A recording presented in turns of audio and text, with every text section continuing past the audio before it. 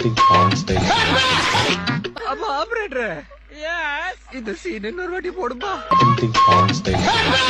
Watermelon சால்ன்றது பெரிய பவர்ஃபுல்லான water இருக்கா? அதேதான் சார் 10 வருஷம் கீழ்பாக்கத்துல இருந்தேன். நீங்களும் சேர்ந்துருங்க நல்லா ஆயிடுவீங்க. இல்லன்னு சொல்லிட்டேன். நான் உங்களை பேசாதீங்கன்னு சொல்றேன். இப்படின்னு பண்றது. திருப்பேத்றான்டா. இவனை புடிச்சு கீழ தள்ளி விட்டுறோம். ஓ மை காட், இந்த மாதிரி ஒரு பொண்ணு நான் பார்த்ததே இல்ல. நம்ம பார்த்ததை விட ரொம்ப கொடூரமா இருக்காவ. இப்பதான் புரியுதா? லேட் பிக்கப்டா நீ. டேய் அங்கிட்டு போய் விளையாடுங்கப்பா. உங்ககிட்ட நான் சொல்லலதான்.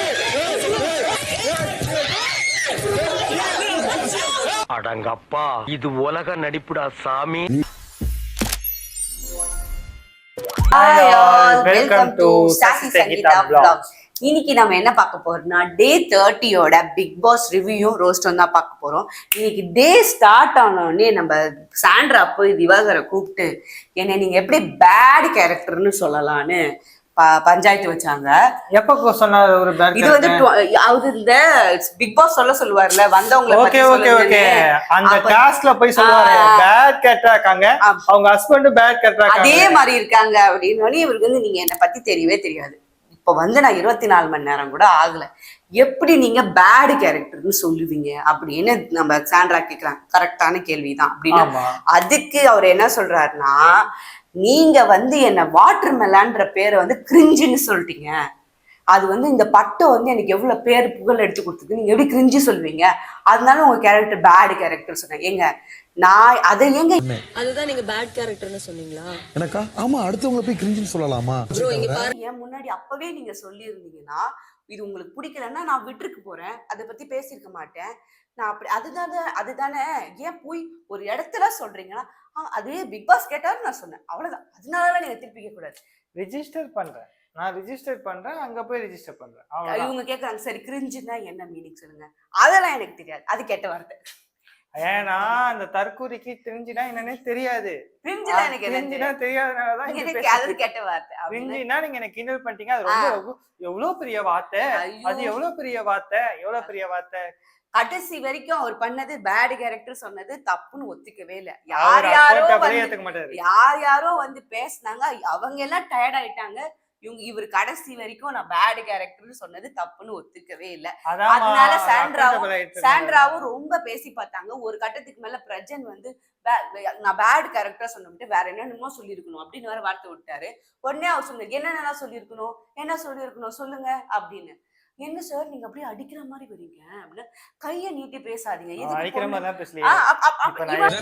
பேசல, கையை நீட்டி பேசல,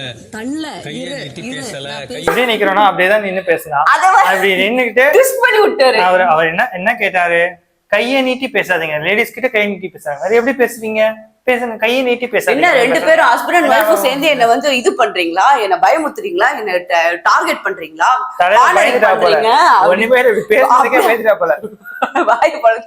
கடைசி வரைக்கும் புரிஞ்சுக்கவே முடியல சாண்ட்ரா. இனி ஒரு தடவை என் கேரக்டர் பத்தி பேசாதீங்கன்னு சாண்ட்ரா போயிட்டாங்க.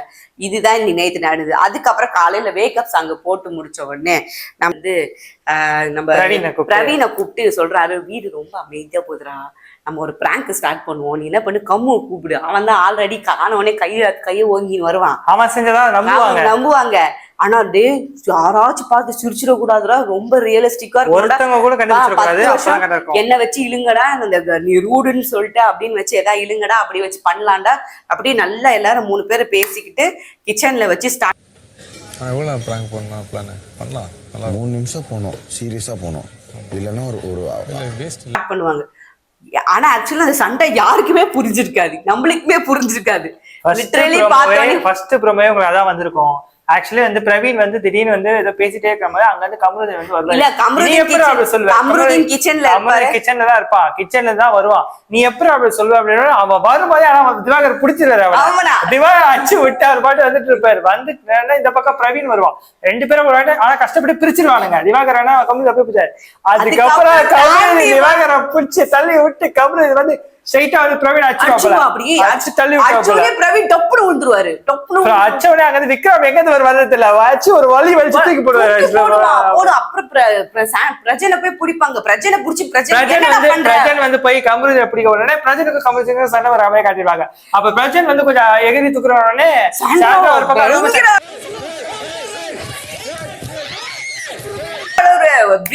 பட்டு அவங்க அப்படியே உண்மையாயிட்டு அப்படியே ரொம்ப எமோஷனலா அழ ஆரம்பிச்சிட்டாங்க. அதுக்கப்புறம் திவ்யா வந்து என்ன நடக்குதுங்க, ஏன் இப்படி பண்றீங்கன்னா எல்லாரும் சொல்லுவாங்க இவன் மேலதான் தப்பு, அவன் மேல தப்பு தான். அப்ப திவ்யா அதை வந்து ஹேண்டில் பண்ணுவாங்க சூப்பரா. இங்க எந்த விதவும் யாரும் எது தப்பு சொல்ல வேணாம், இங்க என்ன நடந்ததுன்னு நம்ம யாருக்குமே தெரியாது. சோ யாரும் எதுவும் தப்பு பேச வேணாம். இத பிக் பாஸ் கூப்பிட்டுருக்காது, பிக் பாஸ் பாத்துப்பாங்க. கன்ஃபெஷன் ரூம்ல 3 பேரும் போயிட்டு பிரவீன் உடனே கன்ஃபெஷன் ரூமுக்கு போயிடும். அப்புறம் 3 பேரும் கன்ஃபெஷன், அப்புறம் பிரவீன் உள்ள போயிட்டு ஆக்சுவலி வெளியில வந்து இவங்க 2 பேரும் கூப்பிட்டாங்கன்னு உள்ள கூட்டு போயிட்டு ஆக்சுவலா அக்காக்கு தெரியாதா? அக்காக்கு தெரியும் இது எப்படி முடிச்சிட்டாங்கன்னா வந்து இந்த மாதிரி வந்து பிக் பாஸ் வந்து கூப்பிட்டு எங்களை வந்து இது பண்ணிட்டாரு முடிச்சிட்டாங்க. ஆக்சுவலா இது வந்து இன்னும் அவங்க வந்து பிராங்க்னு எல்லாருக்கும் தெரியுமா தெரியலையான்னு இன்னும் கன்ஃபார்மா தெரியல ஆக்சுவலா. சோ நமக்கு சாட்டர்டே ஒரு குறும்படம் காட்டுவாங்க போல.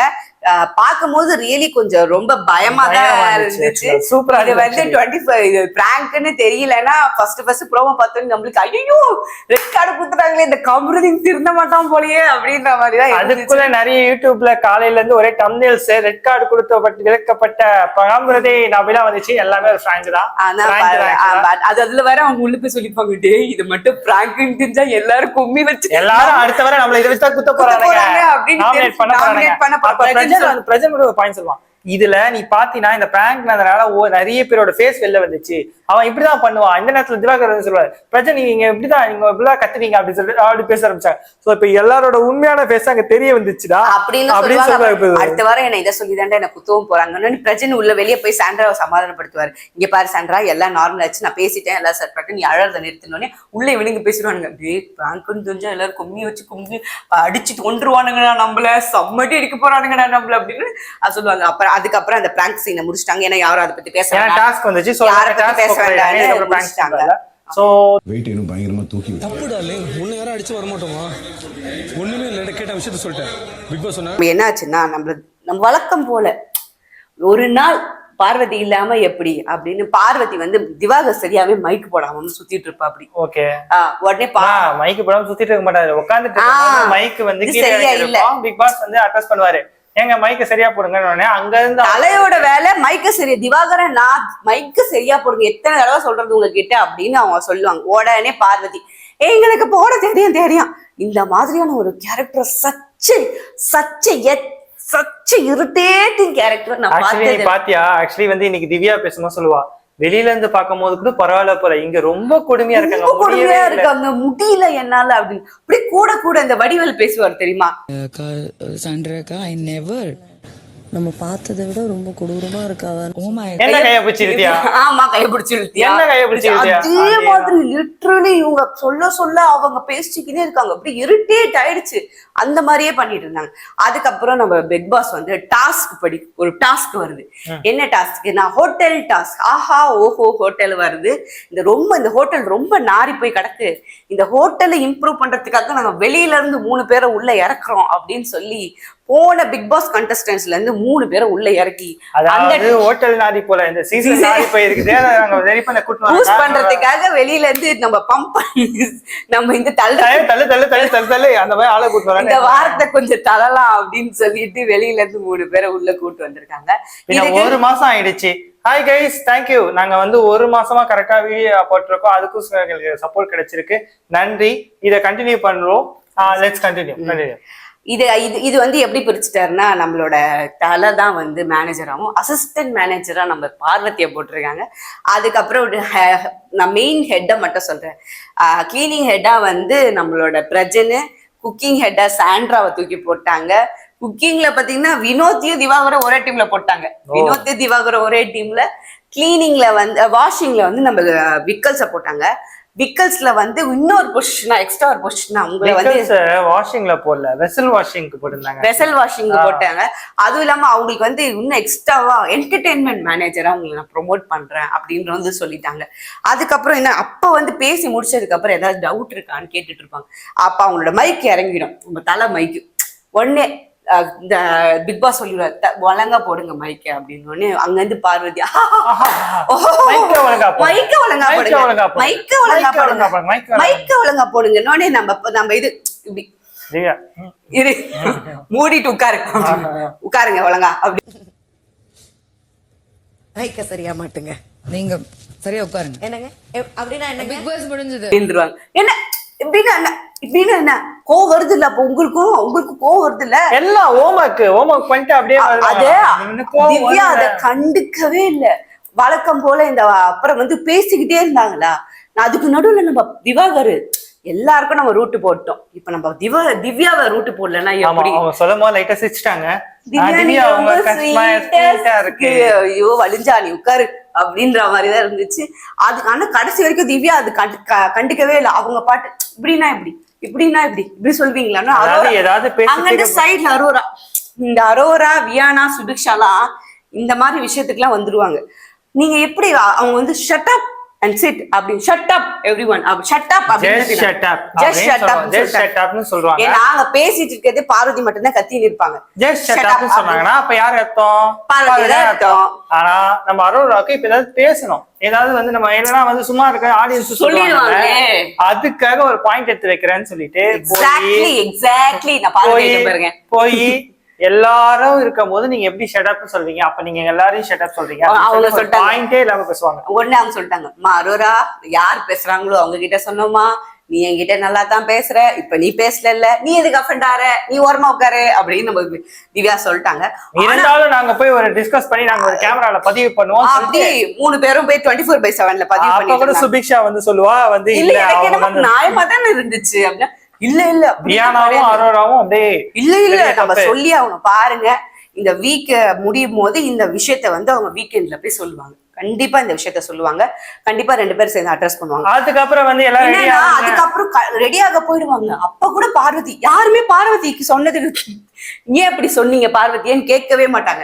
எல்லாரும் நாங்க தான் சொல்ல முடியல, நீயாச்சும் ஏதோ வந்து பண்ணுமா அப்படின்ற மாதிரி விட்டானுங்க போல. அவ பாட்டுட்டு இந்த வாயை புடுங்குவாங்கல்ல, சண்டைக்கு வாடா அப்படின்னு பின்னாடியே போய் நம்ம பார்வதி தெரியுமே. ஆனா எனக்கு வந்து ஒரு இந்த சீசன்ல மாயாவுக்கு எப்படி அர்ச்சனா இருந்தாங்களோ அந்த மாதிரி நம்ம பார்வை அடக்க ஒரே ஆள் திவ்யா தான் இங்க செம்மையா கொடுக்குறாங்க. Continue Divya left and right வாங்குறாங்க. உன்னை நான் எடுத்துக்கவே மாட்டேன். நீ பேசுறியா நீ பேசு, நான் வந்து ஒன்னத்தி கேட்க மாட்டேன்ற மாதிரியே இருந்தாங்க. அதுக்கப்புறம் டாஸ்க் ஆரம்பிச்சுட்டாங்க. டாஸ்க் ஆரம்பிச்சுன்னு ஓ மை காட், எல்லாருமே குப்பையா இருந்த பிக் பாஸ் ஹவுஸ் அவங்க எந்த அளவுக்கு மாத்துறாங்க தெரியுமா? கிளீனிங் டீம் பயங்கரமான வேலையை பார்த்தாங்க. அப்படியே உளுந்து கட்டி பார்த்தாங்க. பார்வதி அசிஸ்டன்ட் மேனேஜரும் வந்து இங்க இருந்து வேலையை பாருங்கன்னு சொல்லலாம். ஆனா அந்த மேனேஜர் இருக்காங்களே உளுந்து கட்டி வேலை செஞ்சாங்க. வந்து அப்பவே வந்து நான் பார்த்துட்டேன்னு சொல்றேன், நீங்க வேணா இன்னும் ஒரு தடவை போய் பாருங்க. நான் பார்த்துட்டேன்னு சொல்றேன். சொன்னாங்க எங்களுக்கு ஹெல்ப் பண்ணா நான் பண்றேன்னு சொல்லிட்டு நம்ம பார்வதி தான் இப்ப ஏதோ மேனேஜர் மாதிரி வந்து எல்லாரும் எடுத்து வைங்க, அதுதான் நம்ம பார்வதிக்கு நல்லாவே வருமே. இங்க ஆக்சுவலி இந்த பொசிஷன்ல குட் லக் ஸ்டாச்சுன்னு ஒரு விஷயத்த வந்து நம்ம சபரி குத்துறாங்க.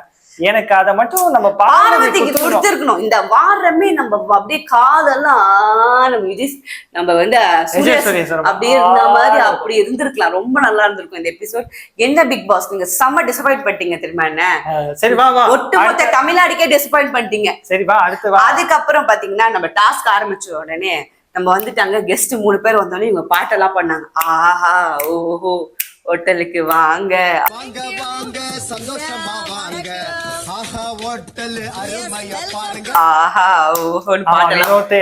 சூப்பரா இருந்துச்சு அந்த பாட்டு வந்தோடனே குட் லக் ஸ்டாச்சு பார்த்து என்னடா சொல்லிட்டு இருந்தியே, உன்னை பிடிச்ச ஸ்டாச்சுவா நிக்க வச்சுட்டாங்களேப்பா அப்படின்ற மாதிரிதான் இருந்தது.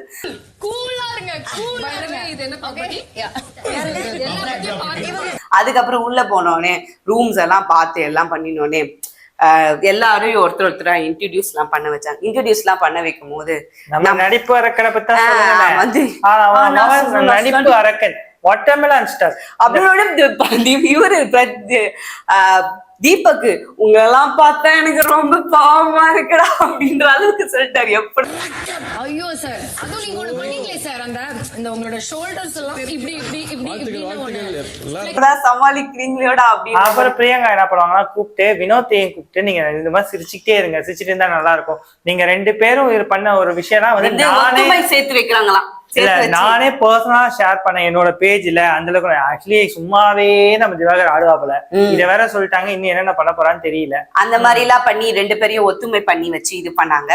அதுக்கப்புறம் பாத்தீங்கன்னா ஒரு இது பாட்டுக்கு போட்டி நடந்தது.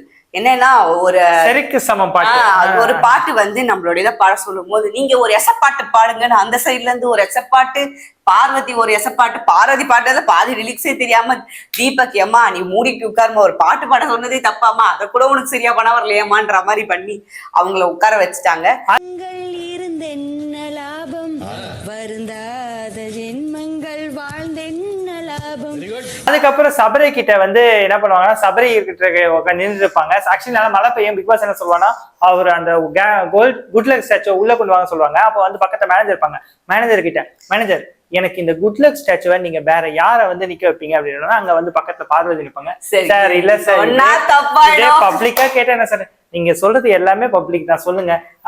அப்புறம் பார்வதி தள்ளி போயிடுவாங்க நினைக்கிறேன். அப்போ வந்து சொல்லுவாங்க இந்த வீட்லயே எப்பயுமே எல்லாருக்குமே பேசாம எல்லாருக்குமே அடங்காம ஒரு ஆள் இருக்காங்க, அவங்கதான் எங்களோட அசிஸ்டன்ட் மேனேஜர், அவங்கதான் நீங்க இப்போ அப்படின்றாங்க. நான் பிக் பாஸ் அப்படிதான் போடுவாங்கன்னு நினைச்சேன். ஆனா பிக் பாஸ் என்ன டிசப்பாயிண்ட் பண்ணிட்டாங்கன்னு விக்ரம் வருவாங்க. விக்ரம் கிட்ட இப்ப நம்ம ஸ்டாச்சுவோட மனசாட்சியா நீங்க இருந்து நீங்க சொல்லுங்க எந்த ஆளை வந்து அவர் ஸ்டாச்சுவா இருக்க வைக்கலாம்னு நினைச்சிருப்பாரு அவருக்கு பதிலா அப்படின்னு. இங்க எனக்கு மட்டும் இல்ல சார், இந்த மொத்த வீசுனதே கேட்டாலும் ஒரு ஆள் தான் சொல்லுவாங்க, அவங்கதான் எங்களோட அசிஸ்டன்ட் மேனேஜர் பார்வதி கேட்பாரு. எப்படிங்க 18 பேரை வயசு ஒன்னா இருக்குதுன்னு நீங்க வேணா பாருங்க. அவங்க யாரு பேச்சும் கேட்க மாட்டாங்க, பிக் பாஸ் பேச்சையே கேட்க மாட்டாங்க, ஹோஸ்ட் பேச்சே கேட்க மாட்டாங்க. அவங்களை இப்படி நிக்க வச்சா இந்த வீடு எப்படி இருக்கும்? உடனே தீபக்கும் ஆமா அது கரெக்ட் தான், நான் வேணா அதுக்கு ரெக்கமெண்ட் பண்ணவா பிக் பாஸ் கிட்ட அப்படின்னு மஞ்சரி சொல்லுவாங்க. ஒருவேளை அவங்களை அப்படி நிக்க வச்சா வீடு ரொம்ப அமைதியாயிடுமோ, நிசப்தமா ஆயிடாது, ரொம்ப அமைதியாயிடாது. இவங்க வந்தோடனே ஒரு வேலை பார்ப்பாங்க பாரு, எல்லாரும் இன்ட்ரடியூஸ் பண்ணி வச்சுட்டதுக்கு அப்புறம் எல்லாரையும் உட்கார வச்சு அவங்க சொல்லுவாங்க இந்த மாதிரி ஸ்டார் கொடுக்க போறேன்னு சொல்றதுக்கு முன்னாடி ஒரு 2 minutes இந்த வீடு பின் டிராப் சைலண்ட்ல இருக்கணும்னு அந்த வீடு இருந்த சத்தத்தை பார்க்கணுமே. ஆஹா என்ன ஒரு அமைதிய பயங்கரமா அதுலயே சொல்றாங்க. நிறைய பேர் இங்க வாய் மூடி இருக்கிறது ரொம்பவே ரொம்ப சந்தோஷமா இருக்குன்ட்டாங்க. இதுல என்ன சொல்லிட்டாங்கன்னா இவங்க end of the day everyday end of the day star தருவாங்களாம்.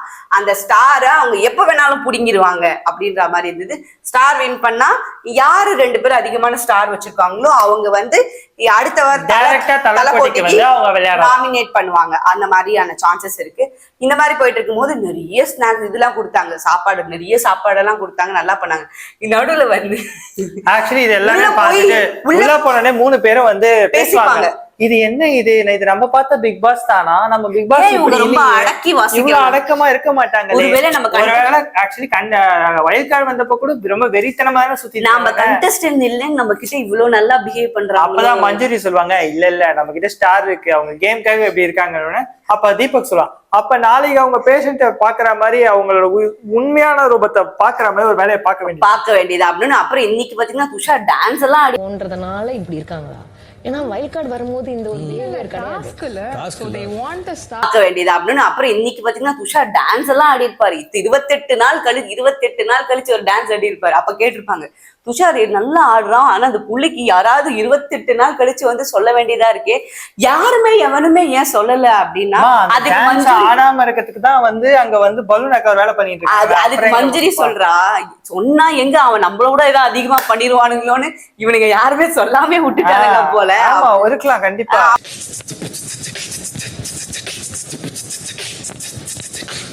அப்படின்னு பாயிண்ட் தான் அப்படின்னு. அதுக்கப்புறம் பிரியங்கா வந்து எனக்கு இந்த மாதிரி டக்கு மாதிரி ஒரு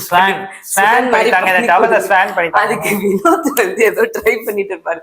அது எனக்கு நிஜமான சிரிப்பா பிரியங்கா செஞ்சு முடிச்சுட்டு மேடம் அந்த ஸ்வான் தான் கொஞ்சம் வந்து 2 தலை பாவம் மாதிரி ஆயிடுச்சு, கண்ட்ரோல் பண்ணி சிரிக்க ஆரம்பிப்பாங்க. அப்புறம் சத்தம் போட்டு சிரிக்க ஆரம்பிச்சிருவாங்க. அதுக்கப்புறம் எண்ட் ஆஃப் த டேல வந்து நம்ம என்டர்டைன்மெண்ட் ரவுண்டுக்கு போலான்னு சொல்லிட்டு என்டர்டைன்மெண்ட் ரவுண்டுக்கு போவாங்க. அப்ப பார்வதி வந்து ரொம்ப நாளா ஆடணும்னு நினைச்சிட்டு இருந்தாங்க இல்லையா அந்த மின்சார கண்ணா. அந்த மின்சார கண்ணா எப்பவுமே காஸ்டியூம் இல்ல, நான் சரியான காஸ்டியூம் இல்ல, நான் ஆட மாட்டேன்னாங்க. இன்னைக்கு பரவாயில்ல ஸ்கர்ட்டே போட்டிருந்தாலும் பரவாயில்ல, நான் மின்சார கண்ணா ஆடுறேன்னு ஆடி முடிச்சு. அவங்க ஆடிட்டு இருக்கும்போது வினோத் வந்து பாட்டு பாடுறாரு.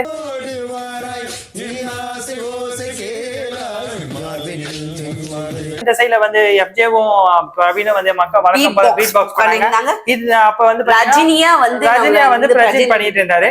இதுல வந்து ஒரு கிளாஸ் தெரியல. ஒரு கிளாஸ் என்னன்னா அவங்க வந்து பிரஜன் கிட்டயே வந்து ஆட மாட்டாங்க.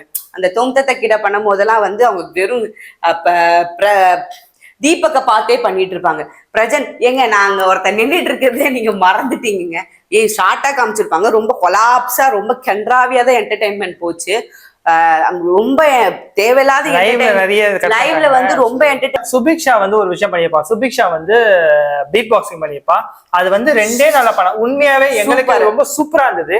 2 நாள்ல பண்ணப்ப அப்ப தீபக்கே சொன்னாரு 2 daysல பீட் பாக்ஸா சான்ஸே இல்ல, செம்ம என்டர்டைன்மெண்ட் அப்படின்னு சொல்லிட்டு அவர் சொன்னாரு. ஆக்சுவலி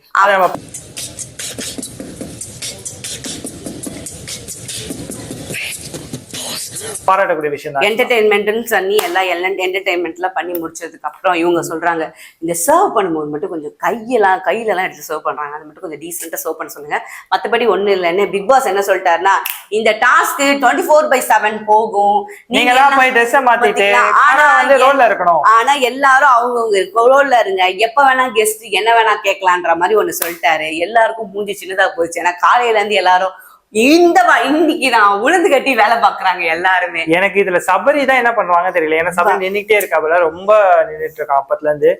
நம்ம பார்த்தது 1 hour, ஆனா 24 hours-உமே அவன் நிக்கிற மாதிரி இருக்குன்னா வந்து அது கஷ்டம். அதுக்கு ஏதாவது பிக் பாஸ் கண்டிப்பா சொல்லுவாரு. அது என்னன்னு பார்த்து நாளைக்கு அப்டேட் பண்றோம். This is all about today.